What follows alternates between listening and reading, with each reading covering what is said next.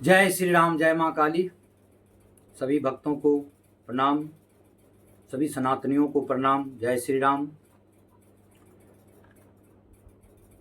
आज हम गुरु के बारे में बात करते हैं। व्यक्ति जीवन में जब तक अधूरा रहता है, अज्ञान रहता है, जब तक वो गुरु नहीं करता। गुरु का महत्व सबसे ऊपर है। कहते हैं, जैसे कबीर साहब ने कहा है, गुरु बिन ज्ञान न उपजे, गुरु बिन मिले न मोक्ष, गुरु बिन लखे न सत्य को, गुरु बिन मिटे न दोष। देखिए, ऐसे ऐसे इस भारत देश में संत लोग आए हैं। हम एक रामानंदी हैं, लेकिन हम संतों को आदर करते हैं। संत कबीर थे, इतने अच्छे अच्छे वाणी कह के गए जिसका हम वर्णन नहीं कर सकते। हम तो उनके आगे तुच्छ हैं और भावना से हम उनको गुरु समान ही मानते हैं, क्योंकि संत थे। कहते हैं, संत सरोवर गंग जला ताही पखारो अंग, सोदहिया निर्मल भये साधु के सत्संग। मैंने संत सरोवर के समान है, गंगा जल के समान है। उसमें अधम शरीर को पखारो, धो।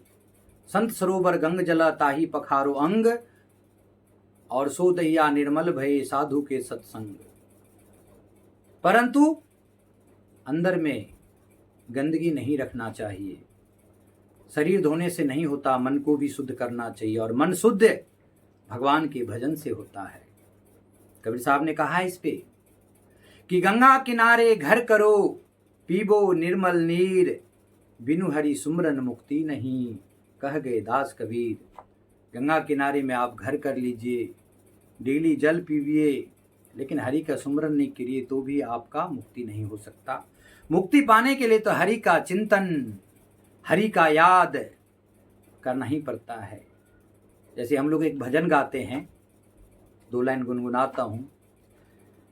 जरा भावना से कीजे पुकार, उदासी मन काहे को डरे, तेरा राम जी करेगा बेड़ा पार, उदासी मन काहे को डरे। काहे को डरे,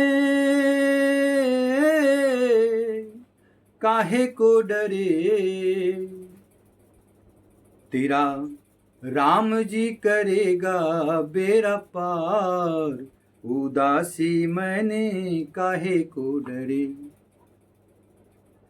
कहने का भाव ये होता है कि गुरु कृपा से सब प्राप्त होता है। इसीलिए कबीर साहब ने कहा कि गुरु गोविंद दोनों खरे, काके लागू पाए, बलिहारी गुरु आपकी जो गोविंद दियो बताए। इतने महान, इतने बड़े संत थे, हम उनके चरणों में नमन करते हैं। लेकिन कुछ आजकल जो कुछ ऐसे कबीरपंथी हैं, तुलसी को उखाड़ के फेंक दो, फोटो को नहीं मानो, ये तो सब काल्पनिक है, ये है रामायण तो क्या बोलते हैं कि मनुष्य ने लिखा है, ये किया है, वो किया है। हमने एक कबीरपंथी से पूछ दिया, बताइए अनुराग सागर किसने लिखा, कबीर दोहा किसने लिखा? वो तो किसी मनुष्य ने लिखा ना। जब उसको मानते हैं तो रामकृष्ण हरि आया संसार में, भगवान थे, तुलसी भी लोग पूजा सनातनी में होते, इसको क्यों नहीं मानते? लेकिन अपनी मैं मेरा में जीना है, उनको उनकी हालत में छोड़ देना चाहिए। क्योंकि हीरा वहां न खोलिए जहां कुजरे की हाट, चुपके से लागो पोटरी चलो अपने बाट। मैंने हीरा को कुजरे के हाट में खोल देंगे तो क्या महत्व होगा? वो तो कांच की टुकड़ा ही रहेगा उसके लिए, कोई सब्जी थोड़ी ना है हीरा। वो तो व्यापारी लोग पहचानते हीरा क्या होता है। तो हम थे कहाँ कि गुरु की महत्व। ये वीडियो थोड़ा लंबा बनने वाला है, सभी से हाथ जोड़ के निवेदन है कि सुनिएगा। गुरु का महिमा हम इसमें बताते हैं। गु माने अंधकार, रू माने प्रकाश। गुरु ज्ञान रूप है। गु माने अंधकार, रू माने प्रकाश। गुरु ज्ञान रूप भी है। गुरु अंधकार से प्रकाश में ले जाता है। माने जब गुरु दीक्षा लेते हैं तो उनको मूल मंत्र दिया जाता और कहता है शिष्य को कि बंदे मेरा कमी नहीं देखना, मेरे में बहुत कुछ हो सकता है कमी, लेकिन उस परमात्मा का चिंतन करना, वही भवसागर पार करेंगे। मार्ग पकड़ा देता है, गुरु मार्गदर्शी है, मार्ग पकड़ा देता है। इसीलिए कबीर साहब ने कहा कि गुरु गोविंद दोनों खरे, काके लागू पाए। पहले किसको पैर पकड़ूं मैं, गुरु को या गोविंद को? क्योंकि गोविंद आज मेरे सामने जो खड़े हैं, ये किसकी मेहरबानी है, किसकी आशीर्वाद है? गुरु की। तो महान पहले गुरु की महानता हुआ। इसलिए कहते गुरु गोविंद दोनों खरे, काके लागू पाए, बलिहारी गुरु आपकी जो गोविंद दियो बताए। तो गुरु महान होते हैं। गुरु ही अंधकार से प्रकाश में ले जाता है। गु माने अंधकार, रू माने प्रकाश।